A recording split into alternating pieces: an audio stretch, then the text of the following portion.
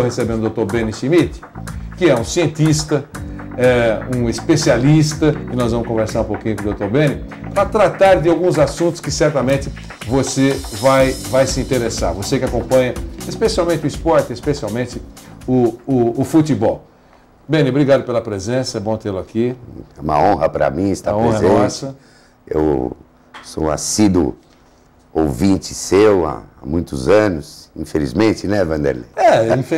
Infelizmente, né? Mas é uma honra estar aqui participando do seu programa. Doutor Benny, eu queria conversar sobre alguns assuntos aqui.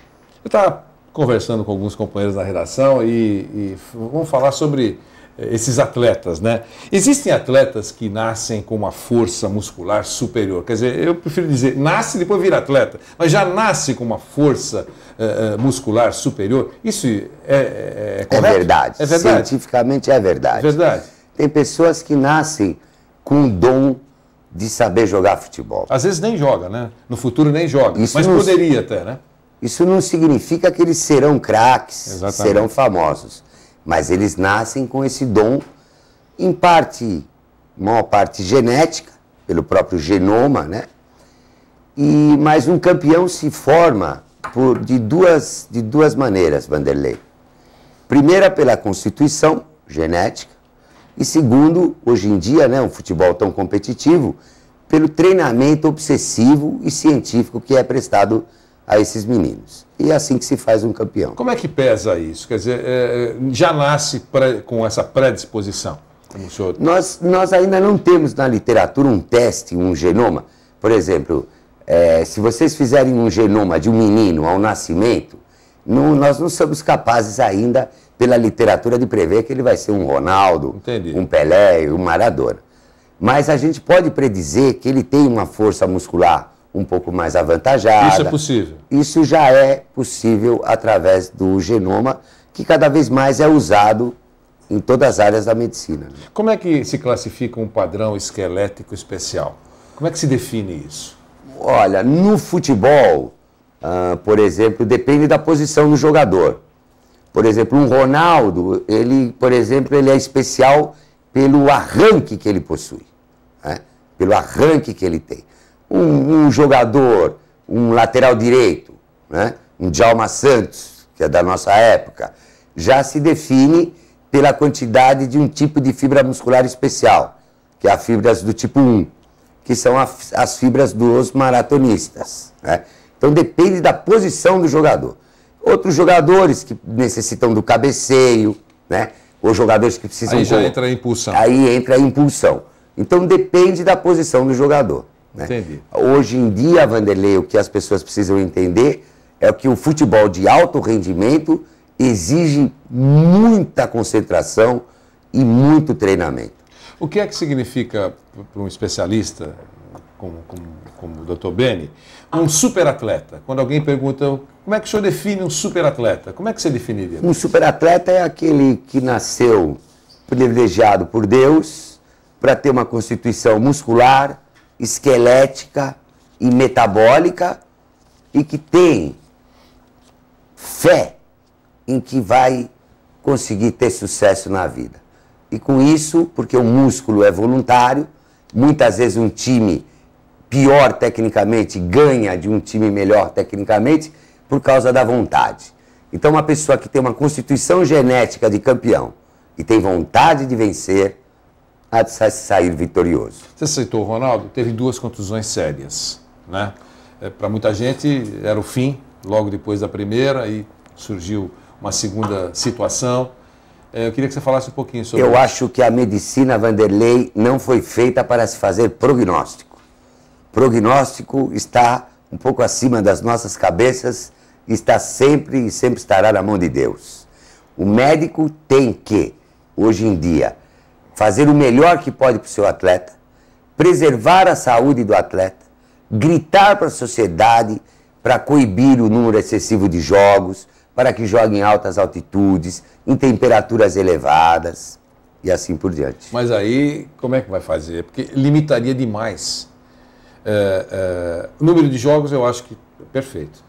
Um calendário precisaria ser muito mais racional do que porque É complicadíssimo. Agora, calor. Calor para um é um sucesso. Altitude. A Bolívia está lá a vida inteira.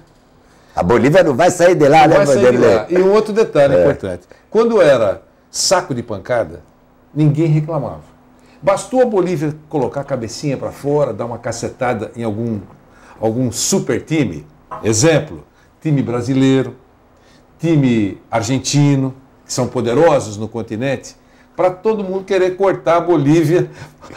Não é a Bolívia, mas La Paz, por exemplo, que tem quase 4 mil metros, mas querendo jogar no nível do mar. A única vantagem que a Bolívia leva é quando pega um time forte, leva lá para altitude. Eu acho que a gente, Vanderlei, perdão, a gente tem que ter bom senso na vida, né?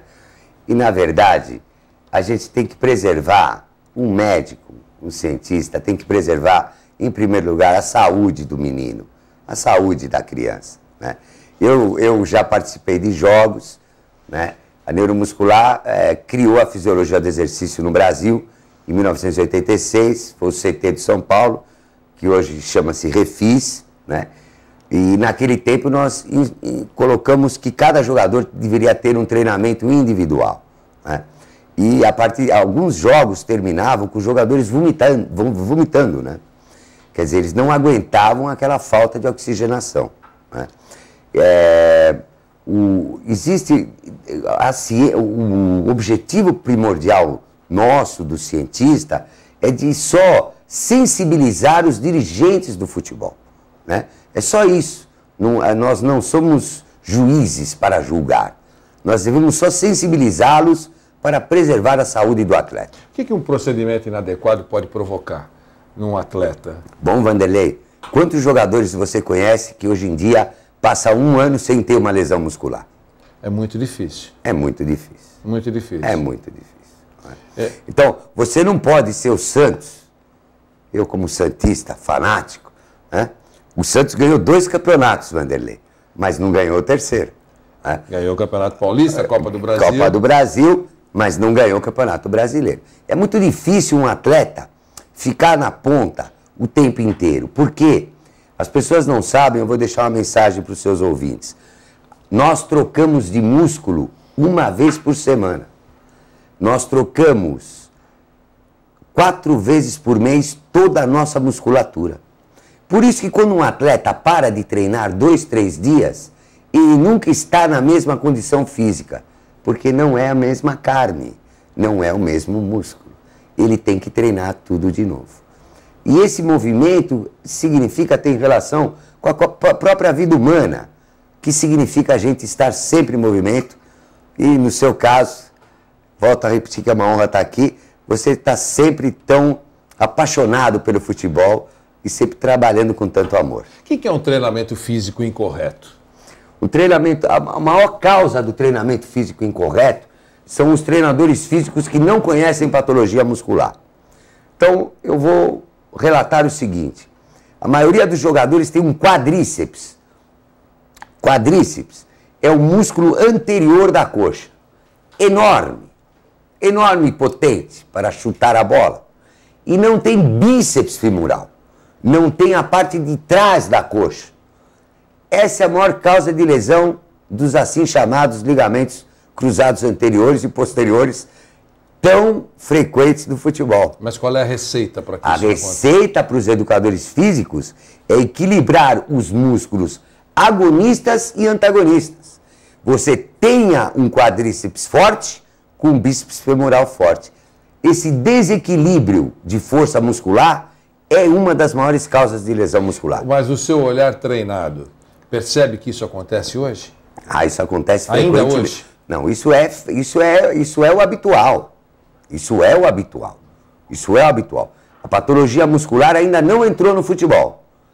Nós, da Unifesp, estamos lutando para que ela entre do mesmo jeito que entrou a fisiologia do exercício. Entendi. Né? Que é um ortopedista, pelo fisiologista. Um ortopedista entende de osso, um fisiologista entende de valores de fisiologia, e a ciência evoluiu desde 1986, né?